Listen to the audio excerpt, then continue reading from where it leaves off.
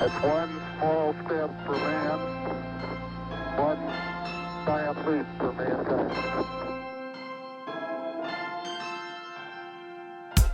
Welcome to The New Next, a podcast that addresses current events and how they will impact the future.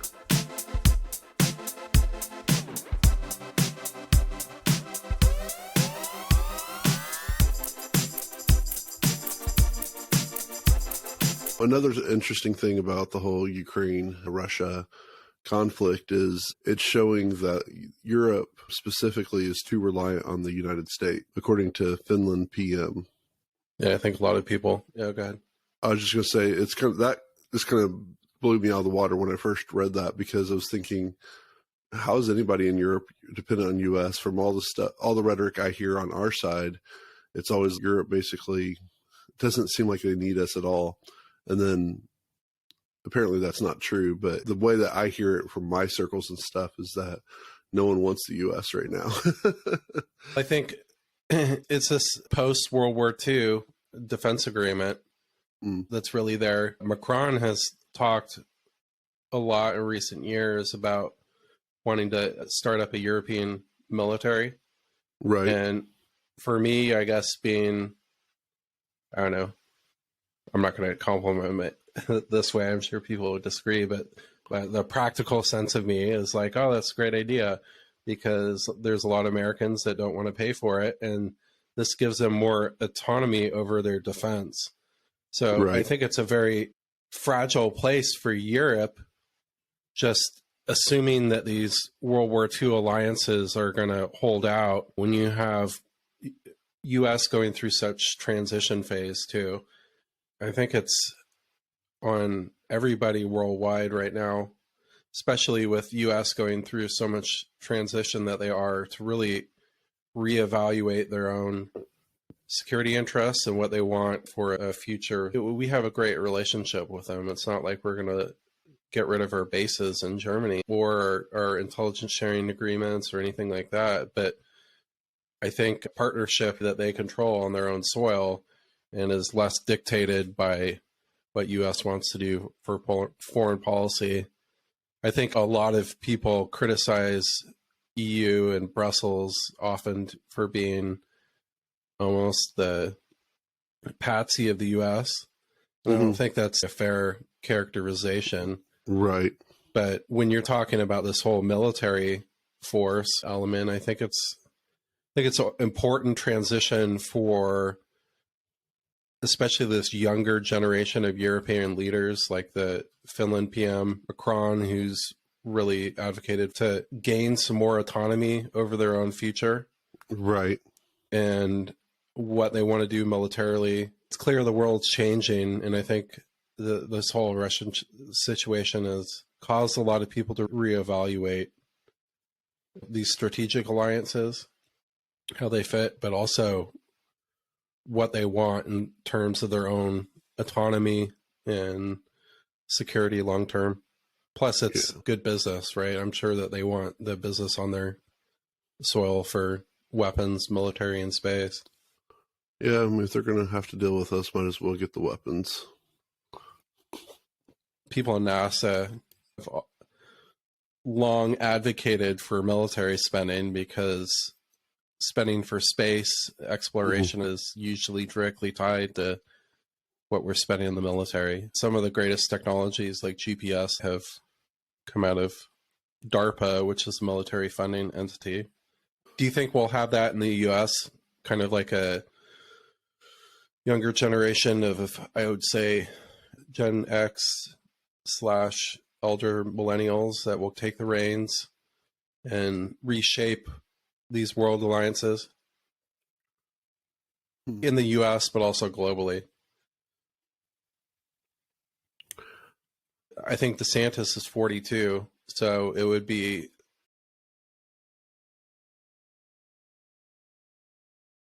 Is he that young? people. Yeah, it'd be people at and around his age group. So DeSantis, I don't think AOC, he would. Oh, wow. He's older than me. Yeah, he's 44. No, 44. Wow. Yeah, he's a young guy. Goodness. I mean, I think eventually it will. I just don't know if it will be in our lifetime, if it'll be this time, this group of people. Gen Y and Gen Z will be the ones that would be most likely to do it. I don't know, someone like DeSantis, I don't see him being. Of course, I would have said the same about Trump, and Trump did do some stuff did reach out to some. If we reference our fourth turning discussion, the generational aspects, they say that DeSantis to 30, basically my age range or a couple years younger, are going to be the decade age range that would be, I guess, in a leadership transfer position. Yeah, that's one reason why I'm saying I would like to think that it would happen. I guess it depends on how well America is going to be able to its own waters, to depend on if it can handle international waters with the future leadership and stuff. Yeah, I wasn't expecting that question. Yeah, I think so. I think U.S. is just in such it's like a time where the elders start a war and hopefully the youngers get us out of it. But so part of the problem is that I don't think we're at a spot as a whole that we're able to be picky about things like in our lives and stuff as American people. It's no longer looking at just the world. It's like looking inside and trying to make America better. Now, obviously the different sides argue about that. And technically that argument's always been going on, but we've looked more inside than outside over the past 20 years or so. Yeah. We've had parts that we've had to respond to outside, and Ukraine, Russia is a great example of that. Afghanistan, Iraq. Well, I was even thinking like, oh goodness, the terrorist group that had all the attention. No, it was like around 2014 or around 2014, 2015. ISIS, thank you. Like those kinds of things forced us to react more, because when we went into Afghanistan and we went into Iraq, I think the general feeling around most Americans, even those who weren't supporting war and stuff, was this was a good idea. We should go in there. We should take care of Al-Qaeda. We should take care of Saddam Hussein or whoever could be possibly associated with Osama bin Laden.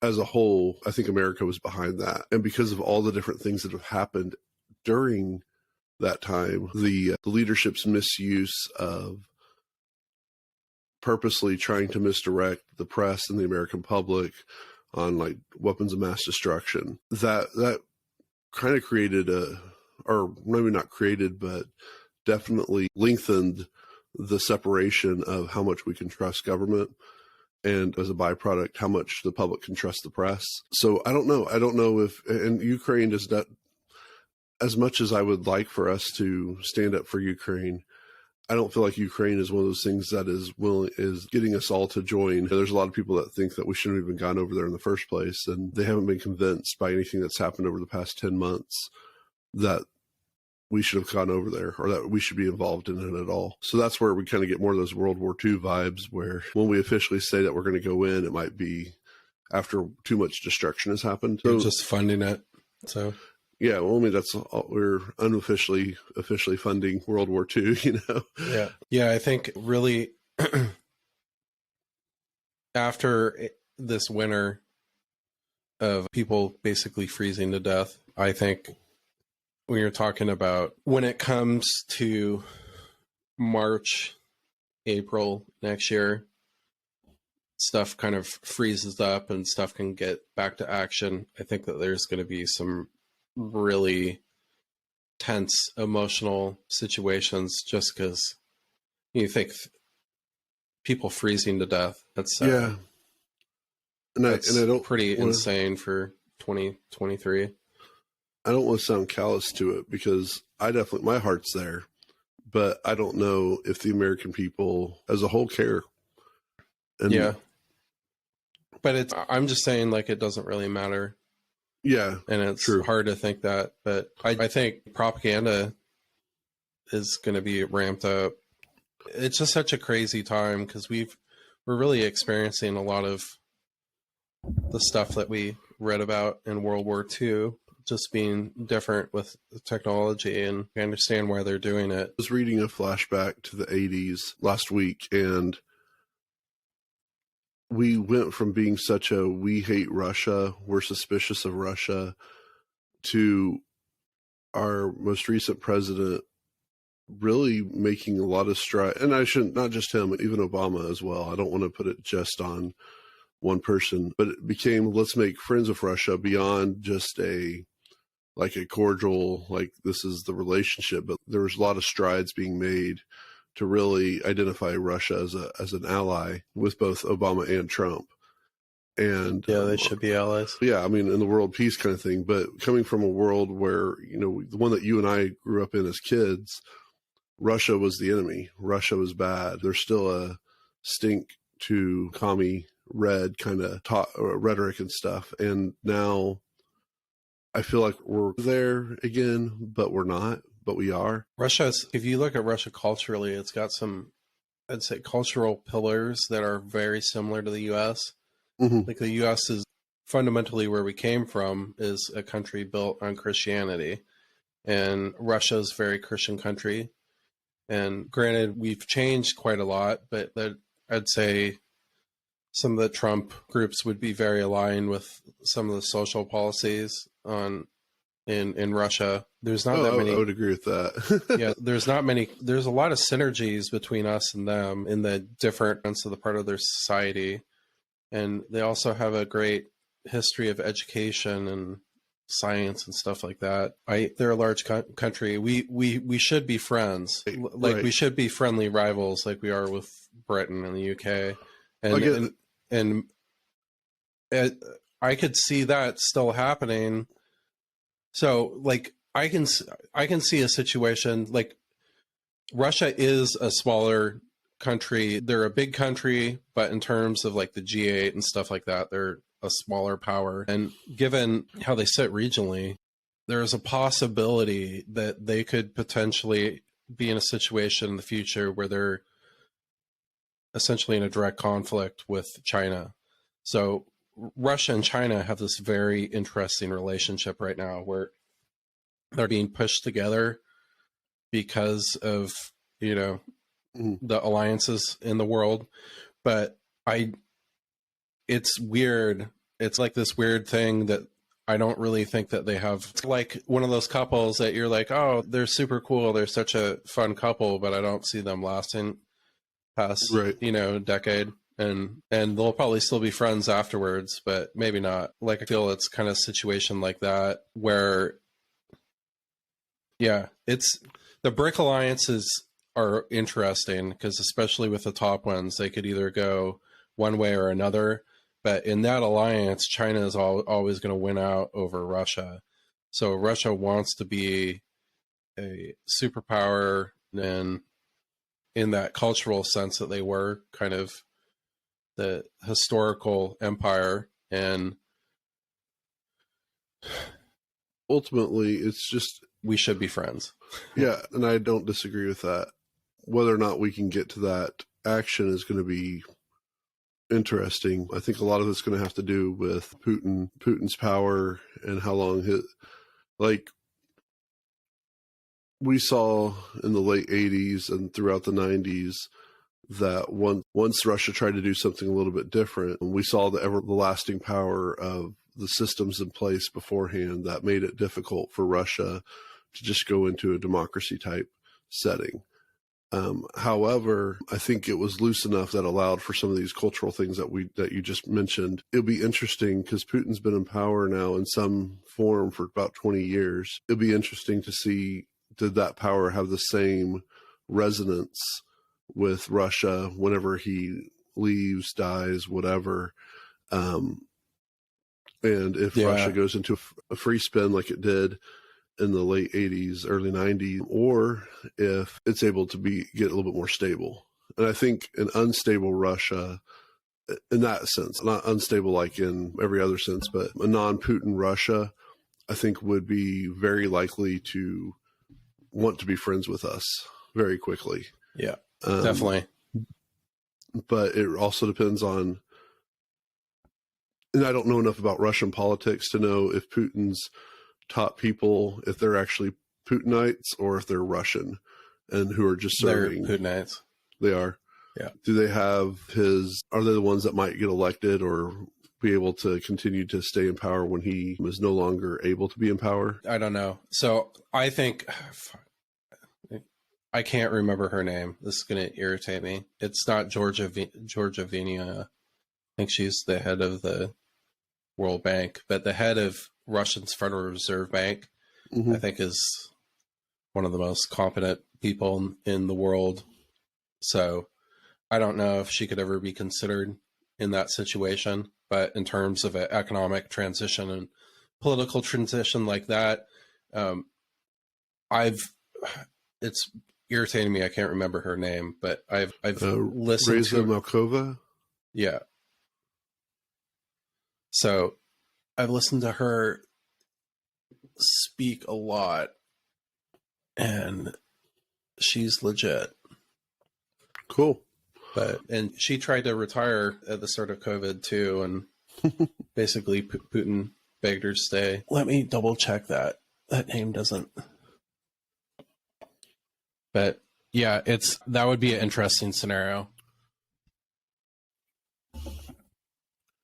And I think we've talked about this before, but the legacy that Putin wants to have, I think, is the biggest problem with Russia right now. Because Putin has done some major accomplishments, and I think Russia is a better off place than it was before he became in power. And I don't mean just like in the world landscape, but like the people of Russia generally have been in power. Of course, the minorities there have not been so good. Yeah. So here's her. It's Elvira Nabalina. I can't pronounce it. I'm horrible. So. Well, at least you recognize the name. But that's the first time I probably ever heard that name. Yeah. No, she's badass. So she's been the chairwoman of the Bank of Russia since 2013. Moscow State University. About how old is she? Yale fellow. She's 59. So I would say great transition. She'd be a great transition person. Oh, she's still alive when Putin's gone. Well, he's got rectal cancer, apparently. Oh, and we've not talked about that yet. Well, we talked about it previously. That's right, we did, but it just seems so long ago, and yet it was just earlier this year. Yeah, who knows? It seems, you see these things, and it seems, there's some legitimate stuff that they say about his health, like eyes on Putin's health. But there's also these intelligence sources that are supposedly from the Kremlin or his bodyguards and stuff like that. And they've been historically pretty accurate, but you never know with this stuff. Is that real? Is it fake? Yeah, there's so much misdirection that's purposely being thrown out there. Yeah. If you would like to learn more about the New Next podcast, find us at thenewnextpodcast.com, where you can suggest a topic you would like for us to cover. If you enjoyed what you heard, share the podcast, tell a friend about it, or rate us with 5 stars.